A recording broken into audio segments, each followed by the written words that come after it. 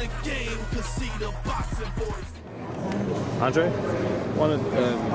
it seems like you're moving towards a fight with Kovalev. A fight with Golovkin never happened, but for whatever reason. But is Kovalev actually a tougher challenge, being 15 pounds heavier and having underrated athleticism? I think so. No question about it. Moving up in weight is never an easy thing to do. He's bigger, he's stronger, and in my opinion, he's a better fighter. And I think that if you look at the resumes, not the height, but the resumes, there's no comparison between Kovalev's resume and Golovkin's resume. It's just not. Gennady Golovkin says that no one wants to fight him, that everyone's ducking him. But you went on ESPN, I saw it. You went on ESPN, called him out, you said everything. He said he would go to 68 for other guys like Chavez and Crotch, and then when you come up, he can't go to 68. Like, that seems to me like someone who's ducking somebody. I mean, it's just, I understand. It's disappointing, from my standpoint, because that would have been a great fight for the boxing fans. It would have been a great fight, and that's a fight that I wanted. I can show you literally, this ain't my fault. It's mine, you're okay. I can show you literally right now. I'm not going to show you, but I can show you an email right now with his promoter before his fight. We didn't even know about his fight that was coming up, his last fight. We heard something about it, but I didn't know it was a paper. I didn't know anything about the details. We sent him an official offer detailing the split, the weight class, emotional billing, everything. And they turned it down in less than 5 minutes. They said maybe 2017. Wow. And if anybody knows me, or is I don't lie. Like, I don't have to lie about these things. That's the reality of it. I just feel bad for the fans because they don't know. They're confused. Like, well, you said you wanted to fight him, and he said you're ducking him, but at the end of the day, they lose out. But why? The question for me, and maybe for you as well, is why can't you just say that, hey, maybe it's a bad style for us, we don't want to fight him, instead of making up what seems to be excuses? Well, that's a good question. It's just, trainer likes to talk a lot, and his promoter likes to talk a lot. That's a good question for them to answer. I asked them. They kept saying stuff like, Andre no one knows him, or he doesn't make enough money, and we're not going to do 50-50 with him, and then if he was bigger, we'll do 68, and, I didn't really buy it.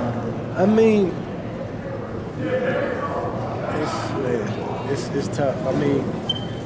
I don't want to get into the particulars. Dan Raphael does a great job of reporting the purses that the fighters make.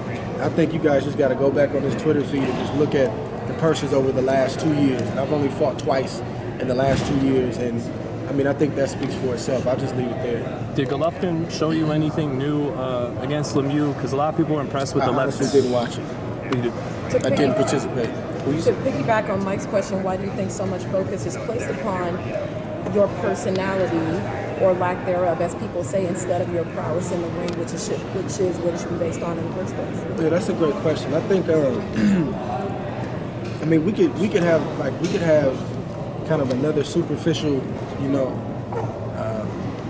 time together, if we just talk about just superficial stuff, or we can talk real. If you guys want to talk real, we can talk real. That's a good question. I don't talk a lot about myself, but I feel like I'm a great representative for this sport. I think that, I can talk pretty well. I don't think I'm an ugly guy. Pretty handsome. My wife's right there. She may attest to that. And I think, honestly, some of the stuff that you read, I think a lot of it is personal. And I think the individuals that write it, I think you have to ask them, why they write what they write. And you guys know, like I know, that boxing is a small, incestuous business. It's small. It's not a major network. So it's kind of the same regurgitated story that's being written, if you ask me. Now, I'm not a fighter who says that all critics are bad. I need critique sometimes. My wife critiques me. I got people in my life that critique me, my trainer. If you guys call me out on something, a performance, and it's warranted, then hey man, I gotta live with that, and I gotta get better. But if the source of the critique is always a negative person who never has anything positive to say, and if that person is always got something bad to say about Andre Ward or this particular fighter or this particular style of fighter, then I'm probably a little less apt to receive that advice. And that's just me. And then when I speak out about these things like this, as respectfully as I can, but passionate because I care about this sport. I've dedicated over half my life to this sport. I have given up a childhood for this sport, and I feed my family by this sport. And I literally put my life on the line. When I get in the ring, I know that sounds cliche, but like, we do that when we spar 3 days a week. I feel like I have the right to talk about these things, right? So when I speak about it, they say, oh, Ward's arrogant, he needs to stop talking. But when you don't speak, then they make it seem like you're aloof and you have no personality and you have nothing to say. So sometimes what I do is I just fall back and I won't say anything because I want to make sure that when I speak, I say the right thing. And it's not always easy because, and I think sometimes that, I think my critics sometimes misread my silence as if I don't have anything to say or as if, well, he can't come back on that because these are facts. If they only knew. I got a lot to say. But again, I'm not representing myself in this sport. I'm representing God. I'm representing my family. I'm representing my team. I got to make sure that I say things the right way when I do speak. But a lot of those things, they're personal. And I think personal beefs or personal vendettas, they have no place in the sport. If a particular writer, and I'm not singling anybody out, but there's a lot of tremendous writers in this sport and people who are objective, that call it like they see it. If there's a personal problem, a great broadcaster, a great commentator, a great writer, you should never know about it. Because my job is to give you the facts, not my personal opinion. But in boxing today, you have a lot of writers who don't want to cover the story.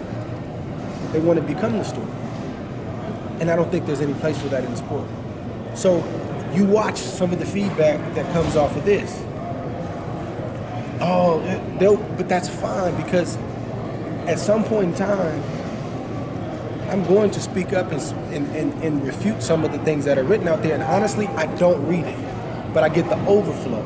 I got family, I got friends, I got people who read this stuff and they're like, Dre, say something. Like, I'm gonna wait for the right time. I don't read it. I don't read it, and unfortunately, because a lot of that stuff happens, not just to me, it's not just an Andre Ward issue, but a lot of people, I don't watch a lot of boxing like I used to. And I love boxing. I read everything but boxing websites now, and there's no disrespect. But I'm not gonna read stuff when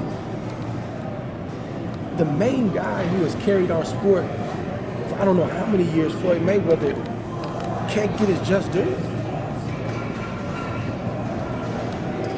And this is an individual, this is no rant, this is my heart. I'm just telling you, I just asked y'all if y'all want to have a real conversation or just something superficial. And we're 2 or 3 and we get out of here. I'm trying to give you guys me. Okay, personal life aside, you can compartmentalize that. But in the ring, that's a bad man. That's a bad man. I call Floyd my legend. Because that's the individual in my era that I grew up watching, that I grew up idolizing, that I stole things from. My jab to the stomach comes from Floyd.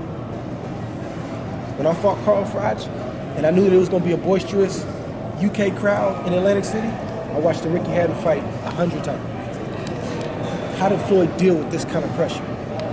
How did he deal with this? I talked to Floyd recently. I'm not going to tell you guys what we talked about, but Floyd is available, and he's open to talk to the young guys that are in the sport. Personal life aside, everybody has varying and different opinions on that, but I'm talking about in the ring, we don't even respect this guy. He is a legend. We say things like he runs and he's not exciting and he's this and that. Floyd Mayweather has fought everybody who wanted him to fight. Everybody. Floyd has been cut in fights. Floyd has been wobbled and hurt badly in fights. Floyd has had injuries in the ring and battled back. But that's not respected. And people don't want to admit it, but we're going to miss him. This is a tremendous fight this weekend. Two great warriors and two great champions, but somehow, some way, Floyd's name keeps coming up.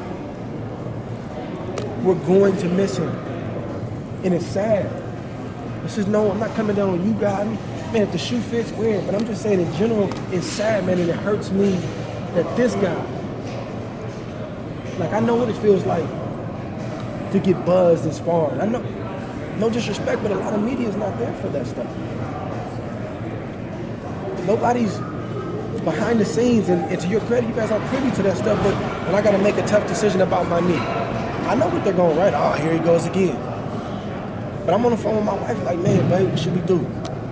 Like, man, I can get in there at, like, at 75% and go get this check and try to please everybody. Been in camp 6 weeks, spending money on 4 sparring partners, a cook, massage therapist, acupuncture, all this stuff. Do I just waste that? We got to make a tough decision. So people aren't around for that stuff. So I have backed up a lot from the personal side of boxing, and I cover it when I'm fortunate enough to broadcast, and obviously when I have a fight coming up. But it's not a good look for our sport. I'm gonna say this, and I'm gonna let y'all continue to ask questions. I'm a casual UFC fan, but when I tune into UFC fights, you never hear them bashing their fighters. A guy can have 5 losses. And they'll say something like, his stand-up game isn't that good, but watch this guy on the ground. So as a casual, I'm like, man, okay, let me stay into. But if you tune into a fight, like, oh, this guy's horrible. Why would I? I'm not gonna stay around and watch it. If you guys don't even like it, I'm not gonna. So, back to your question about me, some of that stuff is personal. Some of that stuff is personal. Because when you ask them, and I've had good conversations with guys one-on-one and say, man, what's the problem? They can't answer me. I've had guys say things like, well, I just want you to move up in weight.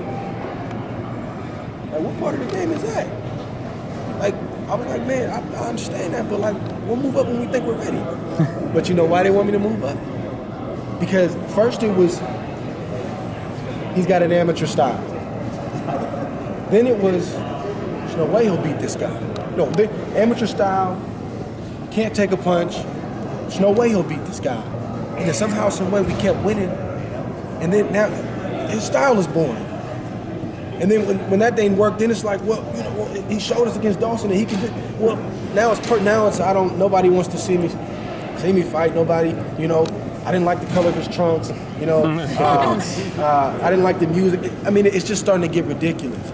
But instead of me falling back as much as I have, I'm going to speak more because not for my sake. I'm not trying to defend myself because I'm secure in who I am. I really am.